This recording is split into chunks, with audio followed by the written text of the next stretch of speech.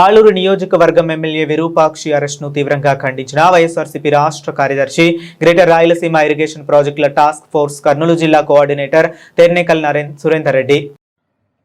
YSR Congress party Aluru MLA Bhushana Virupakshi arrest అక్రమం, అన్యాయం. దాని గురించి ప్రజలకి అందరికీ కూడా ఏం జరిగిందనే విషయం తెలియాల్సిన అవసరం ఉంది.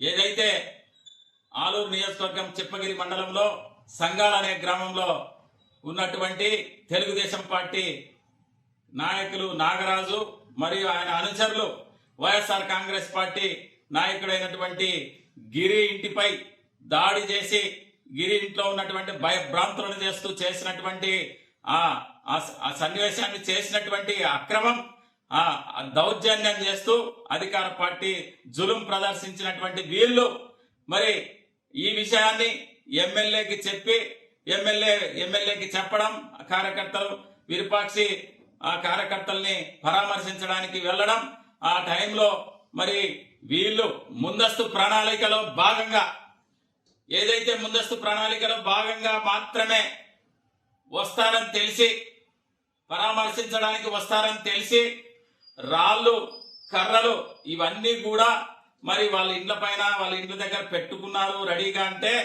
పోలీసు వారికి తెలియదా? మరి ఇవన్నీ తెలిసి కూడా ఖచ్చితంగా ముందస్తు ప్రణాళికలో భాగంగా దాడి చేయాలనుకున్నారు.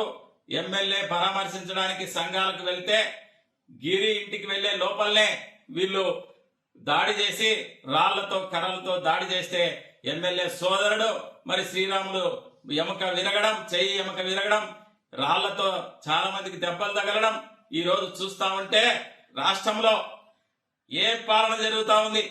భారత రాజ్యాంగం నిర్మించినటువంటి, భారత రాజ్యాంగ శిక్షాస్మృతులైనటువంటి భారత రాజ్యాంగం ప్రకారం మనకు మరి చట్టం, న్యాయం ఇవన్నీ కూడా సమంగా అధికార పక్షమైన, ప్రతిపక్షమైన, సామాన్యులైనా, దళితులైనా, బీసీలైనా ఎవరికైనా ఒకటే చట్టం నడుస్తుందా లేదా అనేది ఈ రోజు పూర్తిగా ఆశ్చర్యకరమైనటువంటి విషయం.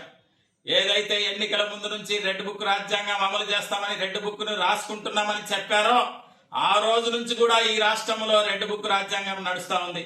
ప్రతిపక్షం నోరెత్తకూడదు, ప్రతిపక్షం ధర్నాలు చేయకూడదు, ప్రతిపక్షము రైతుల పైన కానీ అనేక సమస్యల పైన కానీ ఏది కూడా మాట్లాడే పరిస్థితి ఈ రాష్ట్రంలో కనపడడం లేదు. ప్రతిపక్షాలు విమర్శిస్తే అధికార పక్షానికి మీరు మంచి చేసింటే ప్రజలు మీరు మంచి అంటారు, కానీ ప్రతిపక్ష పాత్ర వహించాల్సినటువంటి బాధ్యత ప్రతి పార్టీ నాయకునిపై, కార్యకర్తపై ఉంటది.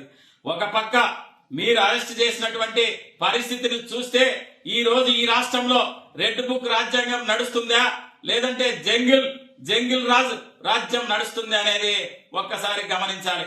చంద్రబాబు గారి ఆదేశాలు లేదే ఈ రాష్ట్రంలో ఒక ఎమ్మెల్యేని అరెస్ట్ చేశారు అర్ధరాత్రి అంటే ఎంత తీవ్రమైన కరుడు కట్టిన నేరం అయితే తప్ప అటువంటి పరిస్థితి రాదు.